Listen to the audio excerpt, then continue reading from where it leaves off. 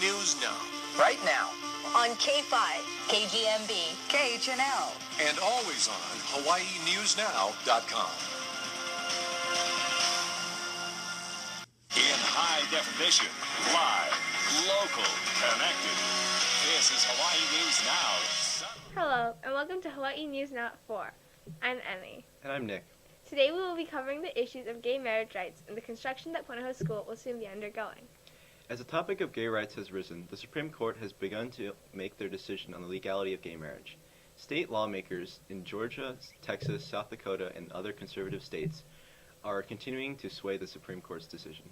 The Supreme Court is still in the process of deciding whether the legality of gay marriage should be left to state legislation or enforced across the country. I will now be turning it over to Maya Peterson, reporting live from Punahou School.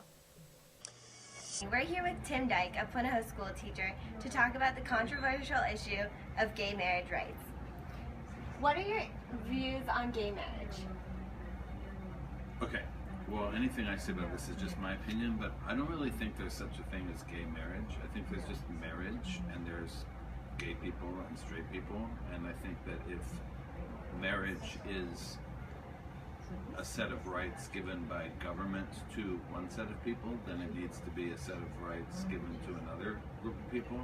But I don't think like gay marriage is this specific kind of marriage that's different from straight marriage. I think it's just marriage. Marriage should be legal in all 50 states. Why or why not? Yes.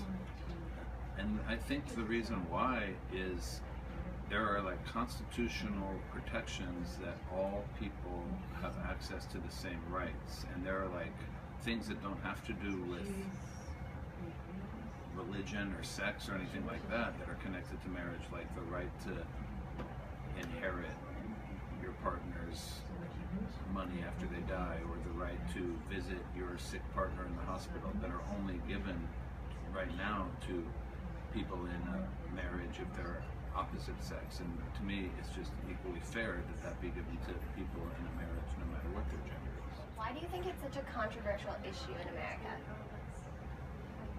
I personally don't think it is a controversial issue, but that's probably because I don't want to think being gay is controversial, because it's just, to me, an aspect of someone's identity.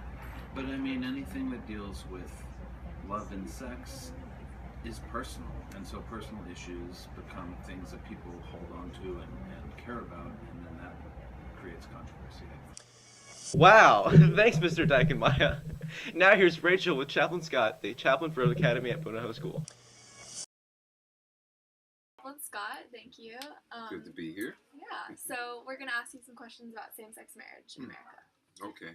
So what are your views on same-sex marriage? Well, I have to admit, my views have changed over the years. I've been in Hawaii now 25 years, and when I came here 25 years ago, I would have been totally against it.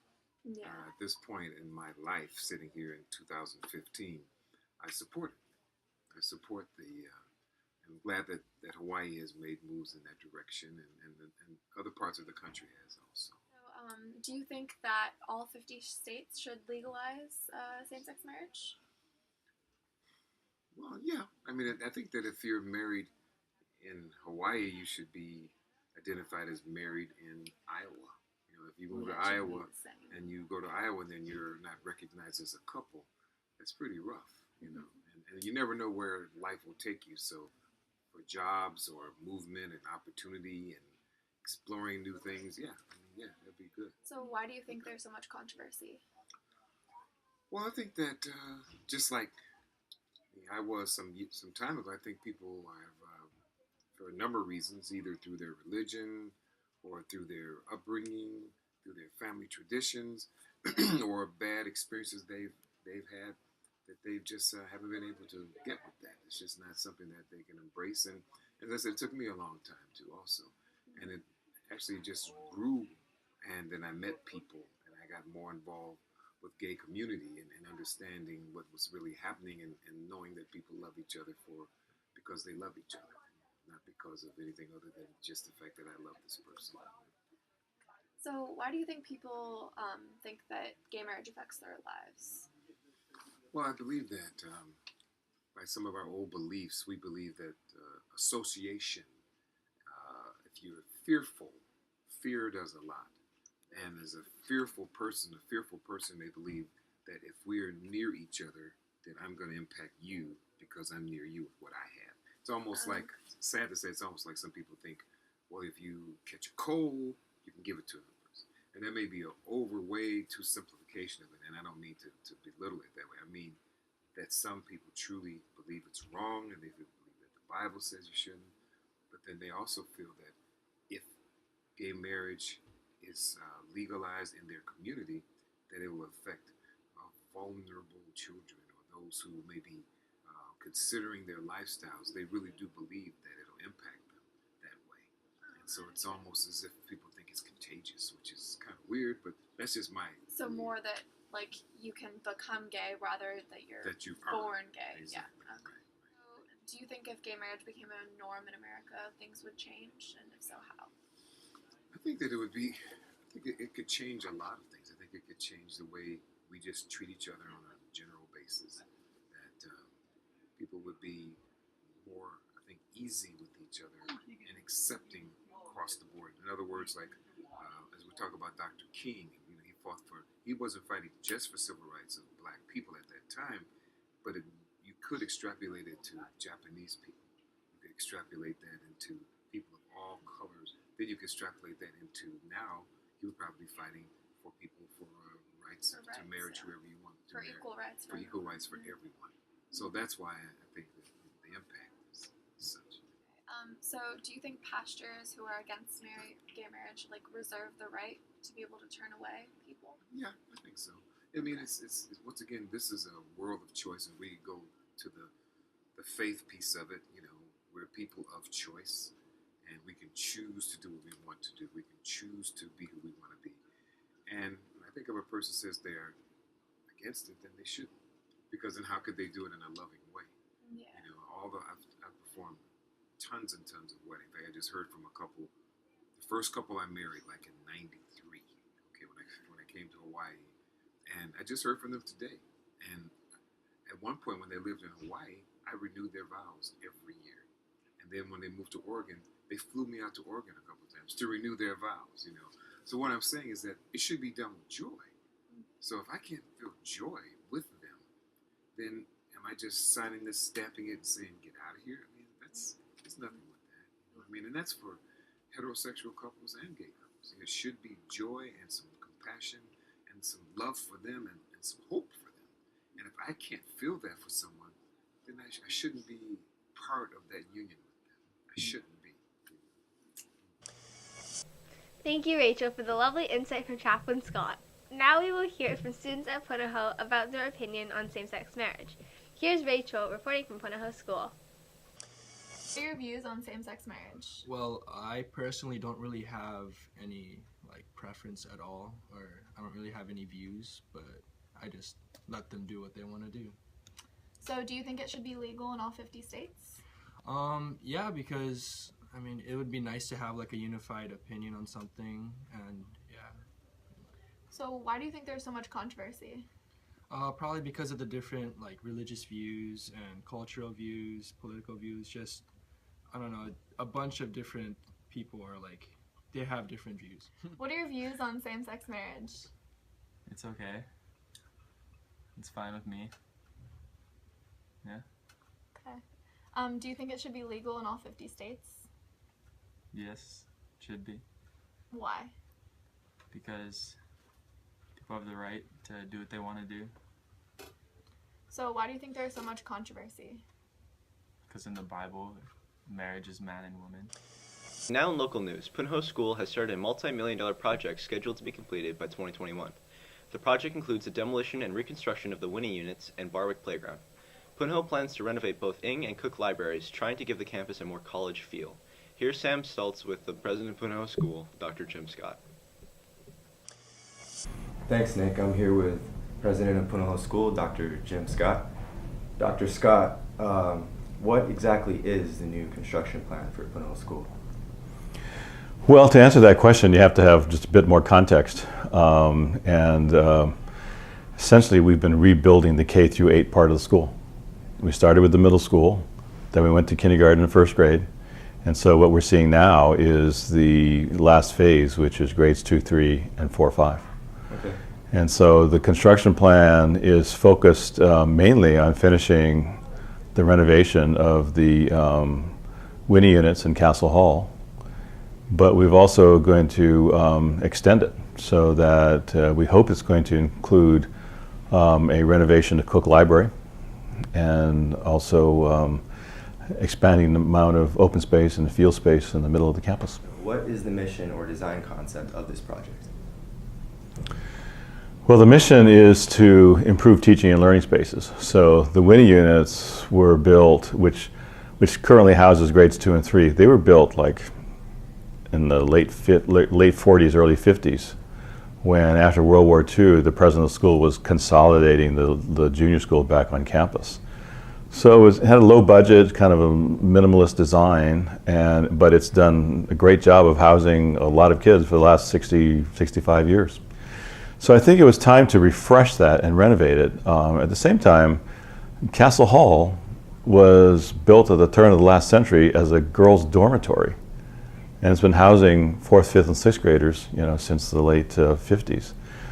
So it was just, if we're a world-class school, we need to have world-class facilities, and it was just time to. These are sort of what the trustees refer to as deferred maintenance facilities. So that they just kept putting it off. So now it's just time to get to it. And so what we're doing, the vision and design concept, is to create spaces that are more flexible, more collaborative, with art and music at the center, built to the highest levels of green design, so that this is going to just be one of the greenest buildings in America. And what feels counterintuitive is at the same time we're improving spaces, we're essentially increasing green space and open space. So the design concept is to build in 2 stories. Creating more space and to use the elevation and the topography of Middle Field to essentially, the top floor might open up in one area and the bottom in another, but it's going to create more open space and green space around the lily pond. And we moved the road, Piper's Polly, to the perimeter of the campus. And what that does is it gives us more space to work with. So as you drive past there now, the old Barwick is all buttoned up now from the fence. I don't know if you've seen that, but the first phase is going to be grades 4 and 5. That's going to be completed in August of 2016. So when next year's seniors, the class of 2016, are about to go off to college, that's when that first phase will be finished. And then we're going to go right to work in building grades 2 and 3. And they'll be moving into that by 2018. So how much work has gone into the design and planning of this project? A lot. We started designing grades 2, 5 3 years ago. So they've been together as a design team. They're representatives from the faculty. We've been working with a landscape architect, a couple of architects themselves. We sent people looking at design concepts at Harvard and at Stanford, and we're visiting schools. So the design itself has taken about 3 years, and it's still going on. So the overall design is completed, but we're still trying to figure out sort of what goes into these areas. So, we're actually renaming the libraries, calling them Learning Commons. Learning Commons. There'll be fewer books. We're not getting rid of all the books. We can't. We still need, people still need books in their hands. But so we are having more spaces that are going to be open, more collaborative, a little more noisy. There'll be some space that's really quiet, some spaces a little noisy. There'll be spaces to make things, to create things. In fact, they're called the makeries. We're experimenting that now down at the Gates Workshop down at the Science Building. And I think that you asked about the design philosophy. Where we believe education is going is that more assignments will be project-based, product-based. what impact do you think that this will have on the campus? Like, how do you think it will affect the campus's atmosphere? While the construction's going on, or afterwards? Afterwards. Okay, good. That's a good question, because I worry about both. Because this is my 21st year, and we've always had some project going on, and I always worry about safety, noise, things getting in the way. So we're trying to minimize the impact on campus. So, but if you were to fast forward and say, when you come back for your 5th high school reunions, what I said in the chapel, if you take like a virtual tour, even come back before your 5th reunion and take a tour with us, you would see more of a connection to the lily pond from the middle school, from the 2-5 area, from K1, and from the high school. So one of the things we're going to do in the Cook Library is essentially open it up so there are multiple entrances, and one of those would be more of an entry point to middle field. So Ka Punahou, the new spring, the lily pond, is essentially the historic center of the school. It's also the geographic center, it's the middle school, it's also the spiritual center. So I think what you'll see is kind of a larger middle field. It's probably enough room to put another soccer practice field in there. That's how big it's going to be. And more of the school connected K-12 to the spiritual center, Ka Punahou. As you can see, construction of Punahou is already underway. As of now, they are working on the winning units and will slowly move to the academy. Current Punahou students are showing both enthusiasm for the project and pessimism, because most will not be around for the finished product. Some Punahou students are deterred from the planned project because of the extensive funding required. Students, faculty, and parents are typically asked for contributions to the project on top of the relatively high cost of tuition. However, the great majority of students seem to be excited for Punahou's latest plans. Here again is Sam Stoltz live on Punahou's campus with some diverse opinions. I'm here with Punahou Academy student Luca Berg. Luca, what do you know about Punahou's future construction plans? I know they're planning on remodeling Barwick, and they're planning on making this campus a lot more like a college campus. I think that's kind of the gist of it. Do you think this is a wise way to spend Punahou's money? I think it's a good way to spend it. I think change is necessary sometimes, and I think it's a good step forward in the right direction. Okay. What are some things you'd like to see built on campus? I like the idea of Barwick. I kind of like, I don't know, I think a remodeled library with like eating spaces, which I've heard is what's coming up. So I think that's a good idea, like more spots to eat and work. What part of Punahou's new construction plan are you most excited about? I don't know much about it, but like I said, the like eating in the library part seems to be one of the coolest ideas. Is there anything about it you don't like? Not really. I don't know, change is good, but then also like we're losing Barwick, which is kind of like symbolic of Punahou, and I don't know, like some of the old things should stay the same, but they're keeping the banyan trees, so that's a good thing too. How do you think the new construction will affect the campus's atmosphere? I think it's going to make this place a little more like a community, hopefully, because sometimes I feel like there's a lot of segregation on this campus, and that will kind of like bring us together. Okay. What do you think non-Punahou people will say about the construction?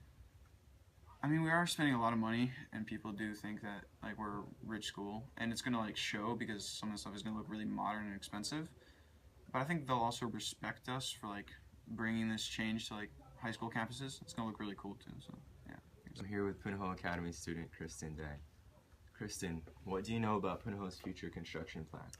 I know that it's a huge project, starting with the Winnie units, which will be built into like a new, 2 through 5 neighborhood, I believe.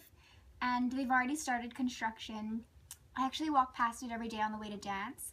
And so, yeah, I've seen like the wooden walls being put up, and already the new construction on Piper's Pulley. So there's like a new pathway from the dance pavilion down past the 6th grade. And I just know that it's going to expand to like that part of campus a lot more, as well as construction on Punahou's Cook Library, which will become like almost collegiate-like, Yeah. with 2 stories and like a student cafe, patio tables. Okay. So I think it will be great. Thanks. Do you think this is a wise way to spend Punahou's money? I think it is, in terms of development for the students. It creates a more nurturing environment. Not to say that we didn't have like a welcoming atmosphere while we were attending junior school, but I think like opening up more opportunities for the incoming students, for them to have like a great learning space, and yeah. How do you think the new construction will affect the campus's atmosphere? Already I've seen it to be like noisy. Up at the dance pavilion, this past weekend there were like 17 trucks lined up, and so traffic was harsh, and also like the construction noise can be like distracting at times. And I personally don't know how they're gonna undertake reconstructing Cook Library, because like, I don't know if they're gonna split up into parts while still having like tables open for students to study, because I know so many students use this space to study, like hang out with friends at the tables or in the silent section. And yeah, I think like the pollution possibly, or the noise level can be a distraction. Okay. So what do you think non-Punahou people would say about this construction project? I think, honestly, like with the stereotypes of Punahou, people might think, oh wow, they're so rich, like they can afford all these new projects. I think others will be inspired by the project though, such as other schools also trying to take these like ideas of sustainability or a nurturing, like friendly environment, friendly like campus and classrooms for their students. And so I do think that other schools will take these ideas and possibly implement them into their own. That's all the time we have today. Thank you for tuning in to Hawaii News Now, Punahou's best local news station. Tune in with Nick and I tomorrow at sunrise. Hawaii News Now signing out.